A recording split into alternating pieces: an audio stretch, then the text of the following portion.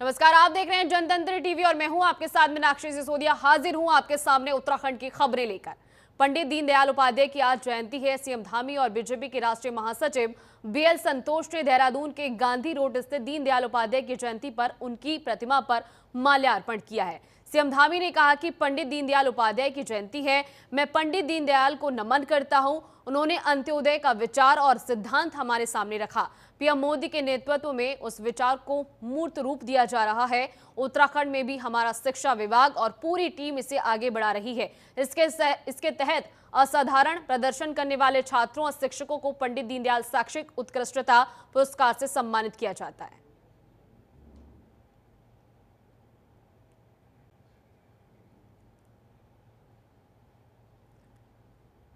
और कई दिन से चल रही जद्दोजहद के बाद धामी सरकार ने एसआईटी जांच का निर्णय लिया है। रविवार को ही यूकेएसएससी की परीक्षा का परिणाम जांच पूरी होने तक घोषित नहीं होगा।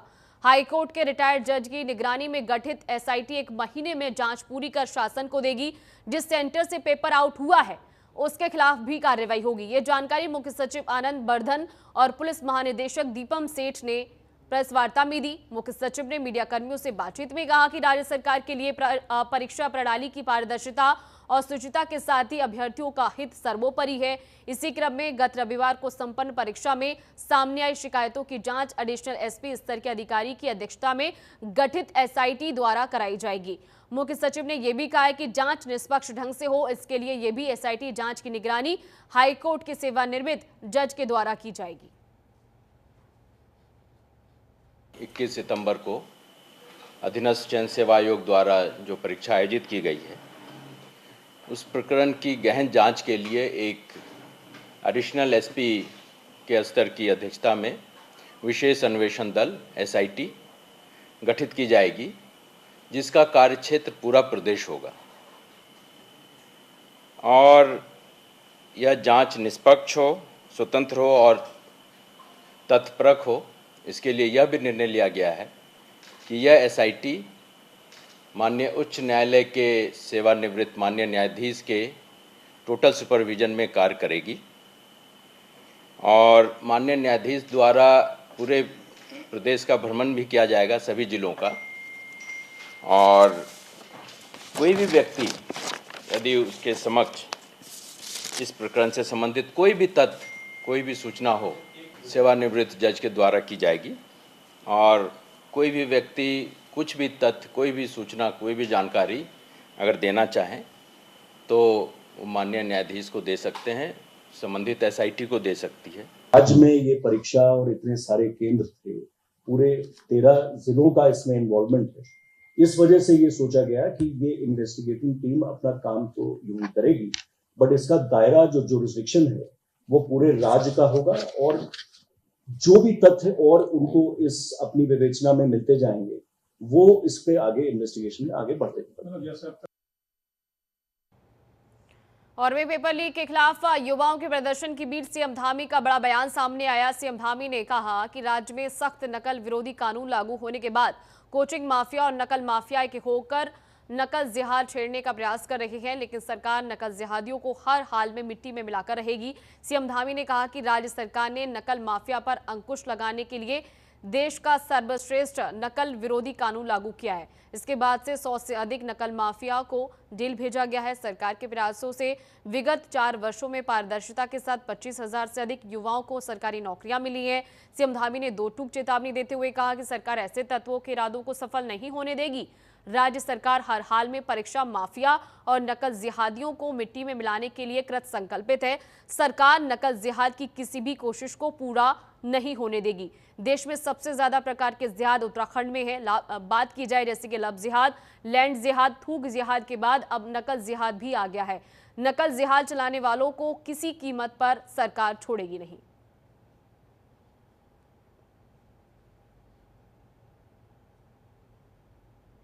के भविष्य को अंधकार में धकेलने के लिए संगठित होकर पेपर लीक कराने के षड्यंत्र रचे जा रहे हैं।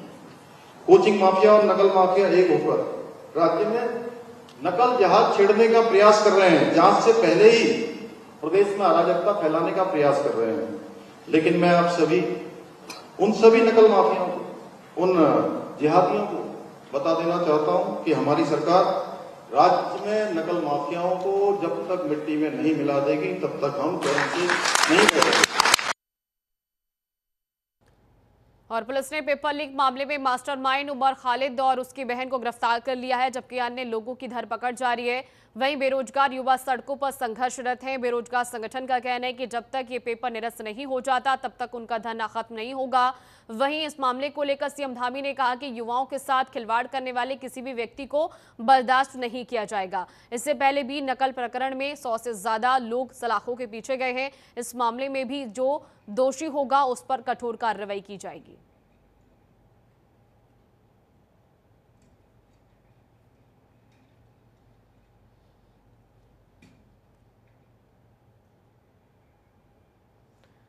तो ये पेपर लीक मामले में अब उत्तराखंड सरकार एक्शन में नजर आ रही है और साफ यहां पर संदेश देते हुए सीएम पुष्कर सिंह धामी, जो भी आरोपी होगा, जो भी इस पूरे गेम का मास्टरमाइंड होगा, उस पर सख्त कार्रवाई की जाएगी और कड़ी सी कड़ी सजा उत्तराखंड सरकार में देने को लेकर ये साफ संदेश यहां पर सीएम पुष्कर सिंह धामी देते हुए नजर आ रहे हैं।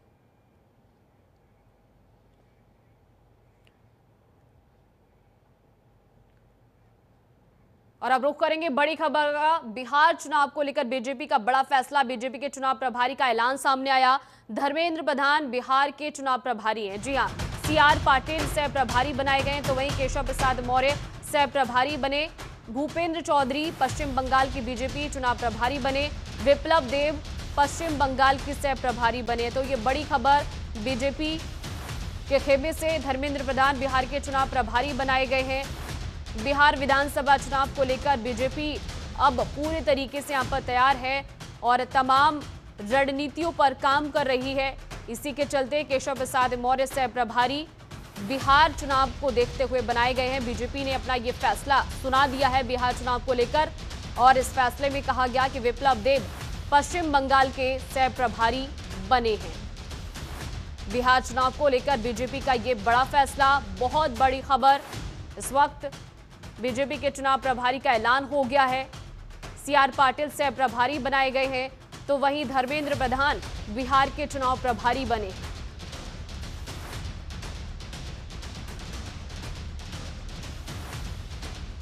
तो बड़ी खबर बिहार चुनाव को लेकर बीजेपी का ये बड़ा फैसला। बिहार विधानसभा चुनाव को लेकर बीजेपी एनडीए पूरे तरीके से तैयार है और अब ये प्रभारियों को लेकर बड़ा ऐलान किया गया है। चुनाव प्रभारी को लेकर विप्लव देव पश्चिम बंगाल के सह प्रभारी बने हैं। और इसी खबर पर ज्यादा जानकारी के साथ नमित त्यागी हमारे साथ जुड़ गए फोन लाइन पर। नमित, और क्या अपडेट मिल पा रही है? जैसे कि जानकारी है कि बिहार चुनाव को लेकर बीजेपी का यह बड़ा फैसला और चुनाव प्रभारी नियुक्त किए गए। देखिए, निश्चित तौर पर बिहार चुनाव के लिए अब उल्टी गिनती शुरू हो गई है और 6 अक्टूबर के बाद कभी भी बिहार के अंदर चुनाव की तारीखों का ऐलान हो सकता है। उसी को लेकर भारतीय जनता पार्टी ने अपने जो प्रभारी हैं उनको नियुक्त किया है। खासतौर पर 3 राज्यों के लिए बीजेपी ने प्रभारी नियुक्त किए हैं। बिहार के अंदर जो केंद्रीय मंत्री हैं धर्मेंद्र प्रधान, उनको चुनाव प्रभारी बनाया गया है। इसके साथ साथ यूपी के डिप्टी सीएम केशव प्रसाद मौर्य को सह प्रभारी बनाया गया है। सीआर पाटिल भी जो है वो बिहार के अंदर सह प्रभारी रहेंगे बीजेपी की तरफ से। भूपेंद्र यादव जो कि अभी भी सेंट्रल में मिनिस्टर हैं, उनको बंगाल का चुनाव प्रभारी बनाया गया है, क्योंकि बिहार के बाद कुछ दिन के बाद ही बंगाल के अंदर भी विधानसभा के चुनाव होने हैं। साथ ही साथ विप्लव देव को बंगाल का सह प्रभारी बनाया गया है। बैजयंत पांडा, जिनको दिल्ली चुनाव के अंदर बड़ी जिम्मेदारी दी गई थी, उनको तमिलनाडु चुनाव का प्रभारी बनाया गया है। तो वहीं तमिलनाडु चुनाव में जो सह प्रभारी की जिम्मेवारी है वो मुरलीधर मोहोल को दी गई है। तो ऐसे में 3 राज्यों के अंदर भारतीय जनता पार्टी ने ये गेम खेला है और ऐसे में बड़ा सवाल यह है, क्योंकि अभी भी एनडीए के अंदर सीटों का बंटवारा बिहार चुनाव के अंदर नहीं हो पाया कि कौन कितनी सीटों पर लड़ेगा, जेडीयू कितने पर लड़ेगी, भारत लड़ेगी, चिराग पासवान की जो पार्टी है वो कितने पर लड़ेगी। और उससे पहले भारतीय जनता पार्टी ने केंद्रीय मंत्री धर्मेंद्र प्रधान को एक बड़ी जिम्मेवारी दी है। निश्चित तौर पर धर्मेंद्र प्रधान चूंकि काफी पुराने नेता हैं और भारतीय जनता पार्टी से काफी सालों से जुड़े हुए हैं, यही वजह है कि उनके कंधों पर ये भारी जिम्मेवारी दी गई है। देखना होगा कि आखिर अब जो सीट बंटवारा है उस पर आखिर क्या सहमति बन पाएगी जो एनडीए के घटक दल हैं उनके बीच में। और नमित, देखिए, जिन नामों का ऐलान यहाँ पर बीजेपी ने किया है चुनाव प्रभारी के तौर पर, उन नामों से क्या संकेत मिलते हुए नजर आ रहे हैं और क्या कुछ समीकरण बन सकते हैं चुनाव में अगर देखा जाए बिहार विधानसभा चुनाव में? देखिए, दो चीजें हैं। धर्मेंद्र प्रधान का अगर हम ज्यादा जिक्र कर दें, इससे पहले भी बिहार के अंदर उनको कई बार जो अहम भूमिका है पार्टी ने वो दी थी, जिस पर वो खरा उतरे थे। यही वजह है कि धर्मेंद्र प्रधान को बिहार के अंदर चुनाव है।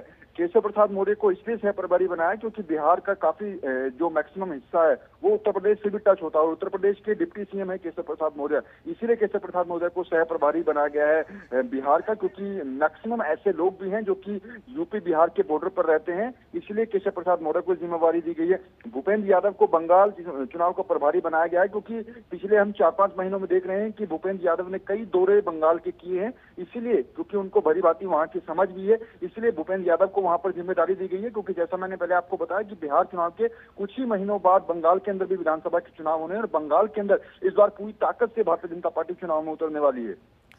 जब ऐसे में चुनाव प्रभारी को यहाँ पर नियुक्त कर ही दिया गया है, तो कयास ये भी लगाए जा सकते हैं नमित की अब बहुत जल्द सीटों के बंटवारे को लेकर भी फैसला आ सकता है एनडीए की तरफ से। देखिए, बिल्कुल एनडीए, इससे पहले भी हमने देखा था कि 2-3 बैठकें एनडीए की घटक दलों के बीच में हो चुकी है, और उस पर लगभग सहमति जो है वो बन चुकी है। औपचारिक ऐलान नहीं हुआ है। आने वाले समय में, जैसा कल भी भारतीय जनता पार्टी के कुछ नेताओं से हमारी बातचीत हुई थी, उनका ये कहना है कि अगले कुछ दिनों के अंदर अंदर भारतीय जनता पार्टी, इसके साथ साथ जो एनडीए के घटक दल हैं, जेडीयू हो या फिर चिराग पासवान की पार्टी हो, लोक जनशक्ति पार्टी, उनके बीच में कितनी सीटों पर कौन चुनाव लड़ेगा, इसको लेकर औपचारिक ऐलान भी कर दिया जाएगा। हालांकि धर्मेंद्र प्रधान को जैसे ही अब जिम्मेवारी मिली है, वो जल्दी ही बिहार का दौरा करेंगे और वहां पर बिहार बीजेपी के नेता हैं उनसे सलाह मशवरा करेंगे कि जो उम्मीदवार उनकी तरफ से उतारे जाएंगे उसके लिए किस तरीके की रूपरेखा भारतीय जनता पार्टी तय करेगी।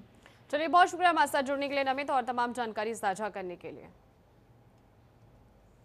और अब बढ़ते आगे, देहरादून में स्वदेशी अपनाने और जीएसटी की नवीन दरों के व्यापक प्रचार प्रसार के लिए जन जागरूकता अभियान के तहत स्थानीय बाजारों में जनसंपर्क किया गया। सीएम धामी ने कहा कि 22 सितंबर से लागू नई दरों का सीधा लाभ आम जनता को मिल रहा है। खाने पीने से लेकर रोजमर्रा की वस्तुएं सस्ती हुई हैं, जिससे लोगों की बचत हो रही है। उन्होंने इसे बचत उत्सव बताया और कहा कि इससे दुकानदारों की बिक्री भी बढ़ी है।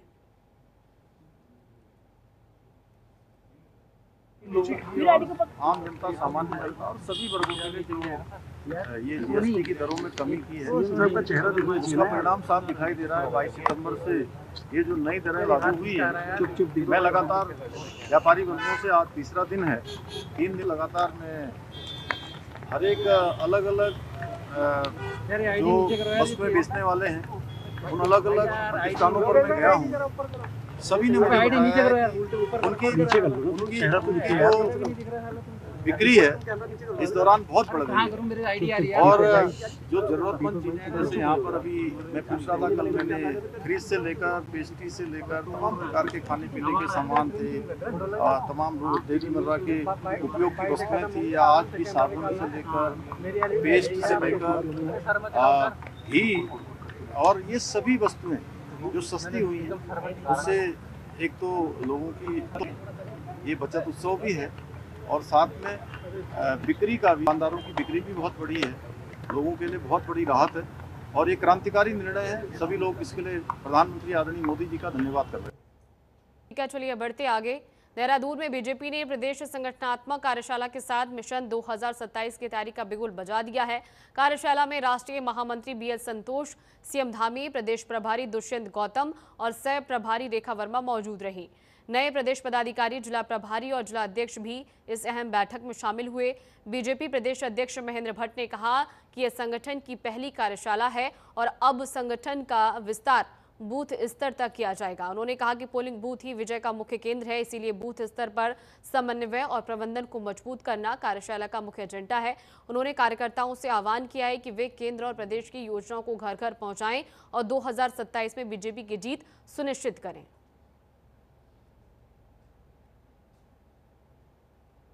हमारी संगठन की प्रथम कार्यशाला है। अभी हमारे संगठन का विस्तार मंडल स्तर से नीचे बूथ स्तर तक जाना है। बूथ स्तर तक हम किस प्रकार संगठन का विस्तार कर सकते हैं, सारे विषय की रणनीति इस बैठक में बना रहे हैं, क्योंकि हमारा मुख्य केंद्र पोलिंग बूथ ही होता है। बूथ में भारतीय जनता पार्टी की जीते, उसके लिए कार्यकर्ताओं का समन्वय स्थापित करना इस कार्यशाला का एजेंडे में है। और देहरादून में बीजेपी की प्रदेश संगठनात्मक कार्यशाला का आगाज हुआ। इस कार्यशाला में सीएम धामी सहित बीजेपी के नए प्रदेश पदाधिकारी, जिला प्रभारी और जिला अध्यक्ष मौजूद रहे। कार्यशाला में पार्टी संगठन को मजबूत करने और मिशन 2027 को सफल बनाने की रणनीति पर मंथन किया जा रहा है। सीएम धामी ने कहा कि ये कार्यशाला सभी जिलों के अध्यक्ष, महामंत्री, प्रभारी और मोर्चों के प्रमुखों को नए जोश के एक साथ एकजुट होकर काम करने का अवसर दे रही है। उन्होंने कहा कि ये सभी लोग लंबे समय से पार्टी के लिए काम कर रहे हैं और अब नए दायित्व मिलने के बाद मिशन 2027 की जीत सुनिश्चित करने के लिए बूथ स्तर तक मेहनत करेंगे। जितने भी लोग अभी प्रदेश की संगठनात्मक कार्यशाला है, उस कार्यशाला में प्रदेश के पदाधिकारी हैं, जिलों के अध्यक्ष हैं, महामंत्री हैं, प्रभारी हैं, जिलों के सह प्रभारी हैं, मोर्चे प्रकोष्ठों के सभी पदाधिकारी हैं। सारे लोग पहले से अनुभवी हैं और लंबे समय से पार्टी के लिए काम करते रहे हैं। और चूंकि नया दायित्व मिलने के बाद फिर से कार्यशाला हुई है और अब मिशन हमारा 2027 है, फिर 2029 है, उन सभी के लिए टीम काम करेगी। इस टीम के जिम्मे बड़ा दायित्व आया है, तो अभी नए जोश के साथ सब लगे, ऐसा आह्वान करने के लिए सभी कार्यकर्ता एकत्र हुए। और केंद्रीय राज्य मंत्री अजय टमटा अल्मोड़ा पहुंचे। इस दौरान उन्होंने कार्यकर्ताओं से मुलाकात की और केंद्र सरकार द्वारा जीएसटी को लेकर ऐतिहासिक निर्णय का स्वागत किया। उन्होंने कहा कि पीएम मोदी सरकार के नेतृत्व में जीएसटी में रियायत में देने का ऐतिहासिक फैसला है, जिससे भारतीय उत्पादकों के उद्योगों को बढ़ावा मिलेगा। साथ ही आम जनता को इस जीएसटी का सीधा लाभ मिलेगा। विभिन्न वस्तुओं में जीएसटी की दरों को कम किया जाना केंद्र सरकार की जनता के प्रति एक सशक्त उदाहरण है। प्रधानमंत्री जी के मार्गदर्शन में जिस प्रकार से देश के अंदर एक राष्ट्र एक कर की सफलता 2014 में जनादेश के बाद सब हितधारकों के लिए एक राष्ट्र एक कर की जो व्यवस्था की गई, वो अपने आप में बहुत ही अभिन्न है। क्योंकि पहले बहुत सारी समस्याएं थी, जैसे चुंगी, प्रवेश कर, बिक्री कर, उत्पाद शुल्क, वैट सेवा के जटिल ऐसे बहुत सारे 16 से 17 प्रकार के टैक्सेस से गुजरना पड़ता था। अलग अलग क्षेत्रों में, अलग अलग जगहों में ये अलग अलग कर दशा होने के कारण से कीमतें ऊपर नीचे रहती थी, मगर एक टैक्स के कारण से, एक राष्ट्र के कारण से सभी को वो वस्तुएं एक सामान्य प्रकार से मिल रही, जिसके कि देश के अंदर एक ऐतिहासिक परिवर्तन हुआ था। और अभी माननीय प्रधानमंत्री जी के माध्यम से जो हमने जीएसटी के अंदर जो नए रिफॉर्म 22 सितंबर 2025 से लागू किए, अब मुख्य रूप से 2 कर स्लैब रह गए, जो 5% और 18% थे, अब 12% स्लैब में जो 5% के उसमें आ रहे हैं, और जिसमें अधिकांश रोज़मर्रा की चीज़ें अपने आप में उसका बहुत बड़ा लाभ हमारे लोगों को मिलेगा, आम जनमानस को मिलेगा। और फिलहाल मेरे साथ उत्तराखंड बुलेटिन में बस इतना ही। बाकी खबरों को देखने के लिए लगातार बने रहिए हमारे साथ और देखते रहिए जनतंत्र टीवी।